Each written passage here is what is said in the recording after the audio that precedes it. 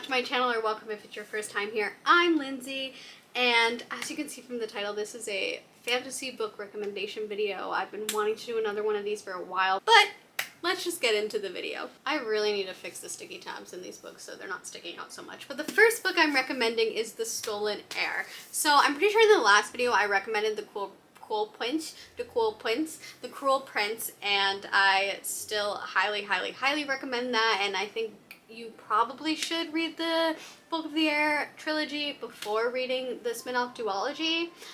You don't have to though, and that's why I'm recommending The Stolen Heir. So this duology, this book specifically, they're both about characters who were children in the original trilogy. It's their coming of age story. This first one being about Ren, who was a sort of changeling child who was, she was in the human world and then forced to go back to the fairy world where she was the child of, but more so the prisoner of unseelie rulers. And she, now when we first meet her in the book, she is away from that because of the way that things ended in the Book of the Air trilogy, which they do kind of touch on. So again, don't have to read that. And she is she's on the outskirts of the human world. She's living on the outside of everything, just kind of observing because she is a fae creature. So she's living in the human world again, but she is in hiding. But it also brings back Oak, who is Jude. She's the protagonist of the original trilogy, her adopted brother, and also the heir to the Elfhame throne. And he finds Ren because he needs her help on a quest. So that's where this story kind of takes off. Holly Black seems to really enjoy fae folklore and fae creatures because that's what this story is all about. In this world's all about. In this story specifically, you do get to explore more of the world. You get to go to different courts and learn more about different fae creatures, at maybe more so than we did in the original trilogy. It's also pretty true to fae folklore. They're not heteronormative. There's fluidity with gender and sexuality, and there's also, the rules of the fae creatures can't lie, and there's the stuff with how the fae world affects mortals, since mortals are a big part of the story as well. That was a kind of a side tangent, but it just goes to show that I could tell Holly Black did her research, if at least to a degree. So that is a big reason why I recommend this series, and yeah, I just really love it personally. So another fae fairy story that I am recommending, Emily Wilde's Encyclopedia of Fairies. This takes fantasy and fae folklore and academia and mix it together to be a very cozy, intriguing, and even mysterious story. Emily Wilde is a professor at Cambridge that has traveled to different villages and has researched different fae creatures and is now trying to put together an encyclopedia of fairies. So she travels to a Scandinavian village where she is finally going to write her last chapter about these creatures called the Hidden Ones. While doing this, she is journaling, so you are reading the story from her journal, and I felt that was a really cool way to connect with her.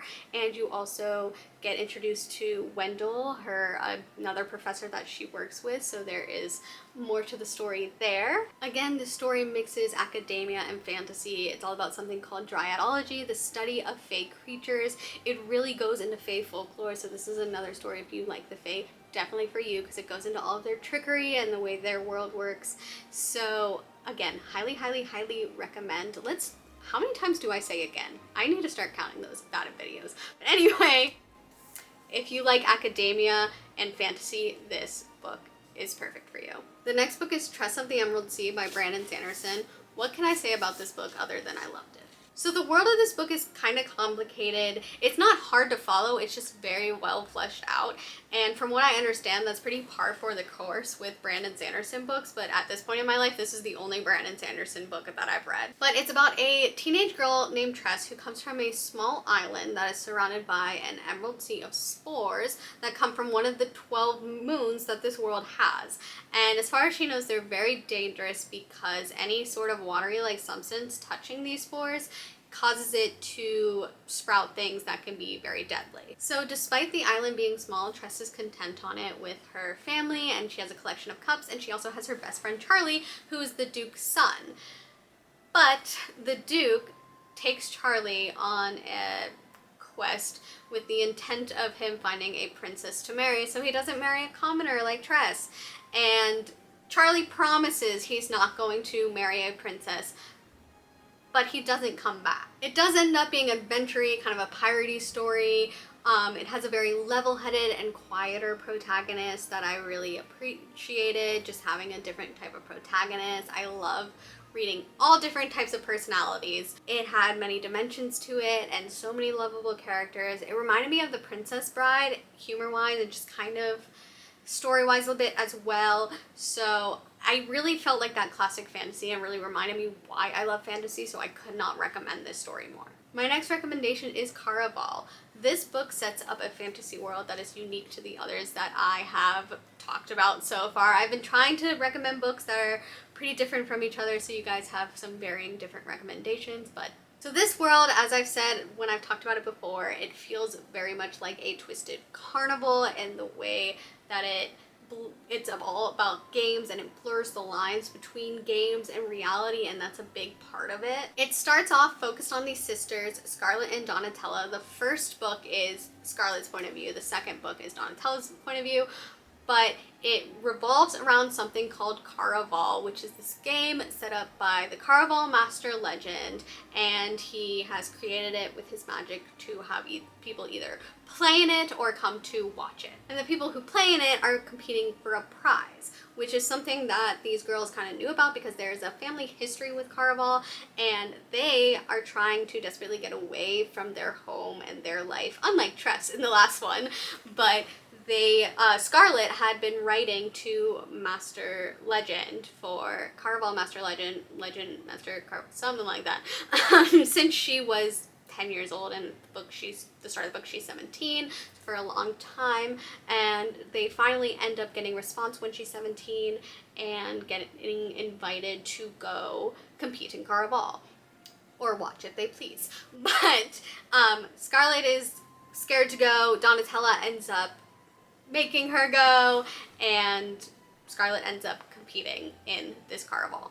So that is the kind of setup for the first book. I'm not going to say anything more because I'm keeping these spoiler free, but it's a world of mystery and kind of darker, twisted magic. It's similar to Once Upon a Broken Heart, which I will be talking about in a romantasy recommendation video, but I think this came out before the Once Upon a Broken Heart series. This series did, and I do think it sets you up in the world more broadly, where Once Upon a Broken Heart is more focused, so you can read that without reading this, but this does give you more of a background on the world and the politics, and also there's something that's big in this series called the Fates, so that is really set up in these books and why I would recommend reading these books first. I'd say this book is an emotional yet an easier read. It'll make you feel a lot of different emotions, however, it is, you know, faster paced, and it's not the most complex magic system or anything like that. And it has, you know, some cute romance as well. So if you're looking for something that's just a little bit of an escape and a little bit with cute romance, I highly recommend this book.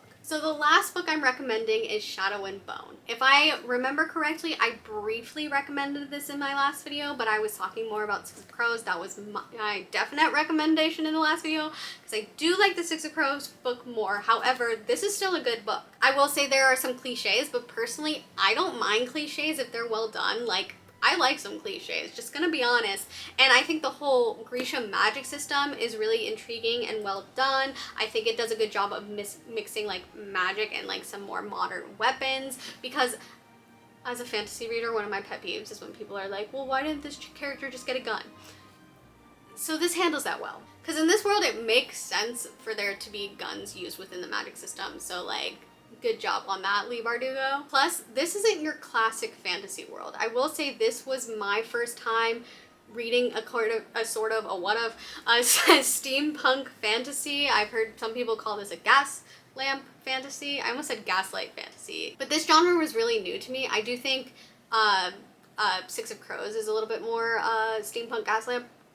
I'm not quite sure which one it's called, but this definitely has that as well. It's quite literally a battle of light versus dark. It has a pretty diverse cast and some very interesting side characters that are fun to follow. And if you've seen the Netflix show, it doesn't follow the book perfectly. They did take some creative liberties. I have heard people say this before, where it's like sometimes you have to go into a show or a movie adaptation expecting that to be something new. Like, disconnect from the book, expect to be something new. That being said, I kind of did that, but even so, I was still pleased with the creative liberties they took. For the most part, I think. I don't remember being upset about anything, but I was upset that they canceled it, but was I surprised that Netflix did that? No. Anyway, if you are looking for a steampunk YA fantasy with the political intrigue, poor little meow meow, chosen one type story, it's got all of those. It's got all of those. The poor little meow meow, I guess the chosen one could also be a poor little meow meow if you want to consider Alina a poor little meow meow, but there's the Darkling, I think people consider to be more of a poor little meow meow. And just other characters as well. Like, there's so many characters that are well fleshed out. Like, the backstories are well done on even a lot of these side characters. So, Shadow and Bone is a really cute YA story that I highly recommend. But that was my last recommendation, and I'm worried that my camera is gonna get overheated. So if you like this, please like and subscribe. I do tons of different types of reading videos, and I plan on doing more fantasy recommendation videos in the future. Let me know if you want more fantasy recommendation videos for sure.